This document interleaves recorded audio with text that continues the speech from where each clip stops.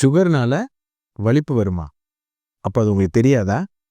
அப்போ நீங்கள் இந்த வீடியோவை பாருங்கள்.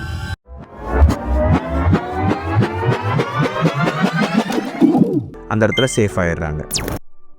இப்போ நம்ம போன வீடியோவில் ஹைப்போகிளைசீமியானா என்னென்னு பார்த்தோம். ஆனால் இப்போ ஹைப்பர்கிளைசீமியா, உங்களோட சுகர் லெவல் அதிகரித்தா அது என்னென்ன பின்விளைவுகள் இருக்குன்றத பார்ப்போம்.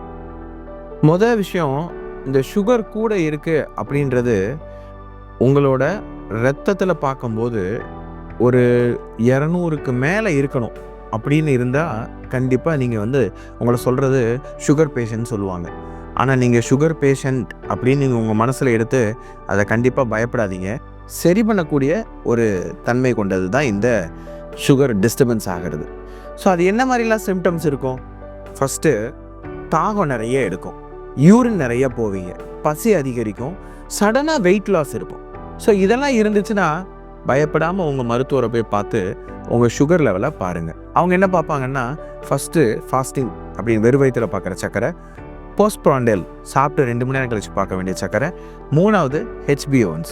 இந்த HbA1cயை பார்த்தா நீங்கள் கடந்த 3 மாதம் கண்ட்ரோலாக இருக்கீங்களான்றதை அசஸ் பண்ணிக்குவாங்க.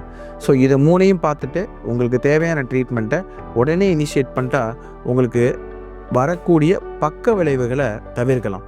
எனக்கு என்ன டாக்டர் வரும் அப்படின்னு உங்களுக்கு ஒரு கேள்வி இருக்கு இல்லையா? முக்கியமாக இரத்த நாளம் சம்மந்தப்பட்ட ஸ்ட்ரோக்கு, ஹார்ட் அட்டாக் 40 வயதுக்கு மேற்பட்டவங்களுக்கு ஈஸியாக வந்துடும். அப்போ உங்களோட சுகர் லெவலை முன்னாடியே கண்ட்ரோல் பண்ணிடலாமா? ஸோ பண்ணிட்டா இந்த இதுக்கெல்லாம் நீங்கள் எதுவுமே எக்ஸ்போஸ் ஆக மாட்டீங்க.